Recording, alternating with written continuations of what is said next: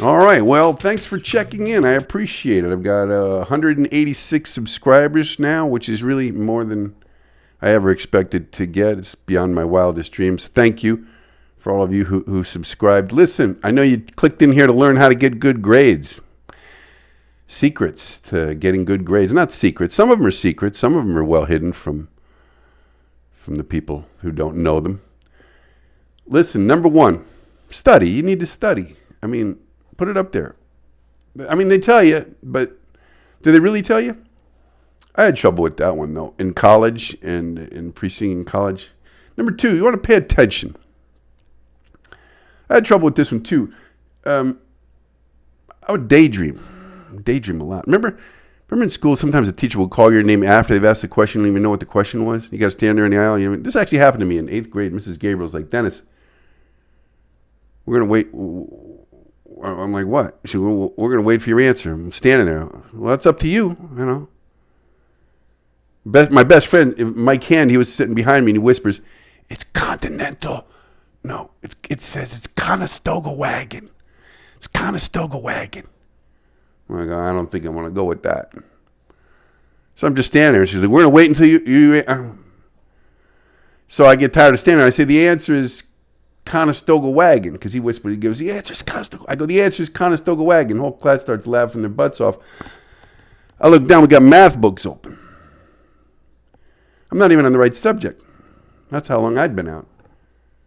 Taking my pen apart and putting it back together, playing with the spring.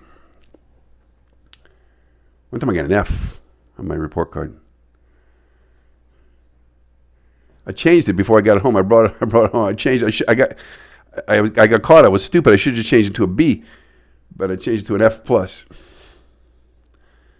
And I got in trouble for that. One time I had a math test. I got a 0. My dad always said you learn from your mistakes, so I brought that home and I showed him. I said, look, Dad, I learned more than anybody on this test. A 0.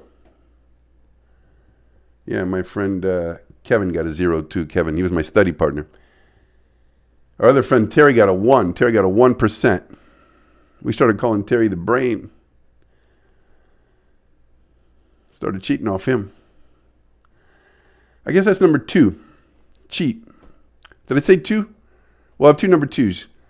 Pay attention, listen, and cheat. That's a last resort, cheating. I'm not going to say to cheat, but, like, I didn't like math. Math was my least favorite subject. Actually, I'd say like it was about a 5-way tie for my least favorite subject. Math was in there. The thing, I hated math. You could be trying to learn something, just look out the window for 2 minutes, come back, you're lost forever. You might as well just look out the window again, because you're not going to get back on track. So now you can say, yeah, could you repeat that? Yes, please, because I was just staring out the window. Staring out the window, I saw the birds flying. I was thinking, gosh, what if I could fly?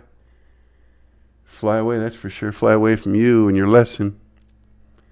Stupid lesson. Yeah. So pay attention. Number 3. And study. Number 4. Did I say number 4? I like. You know what I liked? I like when the teacher. You know what I hated? Algebra. Algebra 3. Algebra 3. That was the worst class of them all. I didn't actually take Algebra 3. I took Algebra 1 3 times. But that's addition. You know what I did like? Oh, this is another thing about algebra. I was wrong. I would tell the teacher, I'm never going to use this algebra stuff. I would say, you don't use it very often, but once in a while you use it. Like a couple months ago, I was in the train station in Baltimore, right? And train A was going to be leaving the station at 5 p.m. and traveling west at 80 miles per hour. And train B was going to be leaving the station 3 hours later at 8 p.m. on a parallel track and going west also, but it was going to be going at 100 miles per hour. And winds were out of the southeast at 18 miles per hour. There was a 30% chance of rain. The Dow Jones had dropped 200 points that day, but the NASDAQ was up 40. I weighed 195 pounds. My blood pressure was 122/60. And the Kansas City Chiefs had a record of 8-2 and were atop the leaderboard of the AFC West. And I had to figure out train to get on. Luckily, there's an app for that now. It's called Choo Choo. C-H-U. Just get the free version. It's good enough. But here's the thing I like. Sometimes the teachers would say there's no such thing as a stupid question. I liked it. You know what I would do? I would raise my hand. Yeah. Yes, Mrs. Baxter. Mrs. Baxter. Is it possible for a 12-year-old boy to get pregnant from reading comic books? No? Okay, I got some misinformation from my older brother. You know what, though? When you got to college, so that'd be number 4. Ask questions. Number 4, ask questions to the teacher when you don't know the answer. But when you got to college, teachers and professors, they never said there's no such thing as a stupid question. You know why? Because they knew better. You don't get to be a professor in college and still hold the belief that there's no such thing as a stupid question. So I needed a different tactic because I didn't want to study or do the assignments or any of that stuff in college either. So what I would come up with questions that would make me sound smart to the professor. So when they were given the grades, they would think, hey. So I'd come up with questions like, hey, professor, what about the Marxist ceremony? Oh, wait. We have that tape of me. Someone recorded me. We have that tape. You have it queued up. We can roll it.